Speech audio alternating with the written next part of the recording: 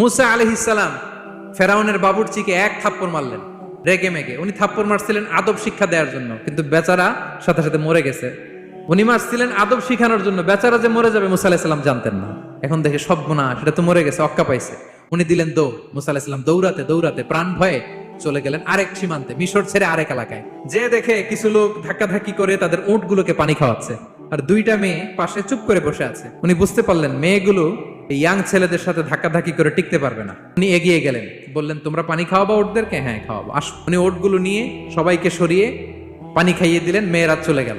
এবার বাবার কাছে যেয়ে বললো, বাবা এমন এক ছেলের সন্ধান পাইছি, ছেলেটা খুব ভালো, আমাদের চেহারার দিকে তাকায় না, মাটির দিকে তাকিয়ে কথা বলে। আজকে এই লোক না থাকলে আমরা আমাদের ওটগুলোকে পানি খাওয়াতে পারতাম না। আর ভিনদেশী লোক আমরা চিনিও না। ইন্না খায়রা মান ইস্তাজারতাল কবিয়ুল আমিন। বাবা কাজ করেন, আমাদের তো রাখাল লাগবে, আমাদের দেখভাল করার জন্য তো একজন সুপারভাইজার দরকার, এই ছেলেকে আপনি কাজে রেখে দেন।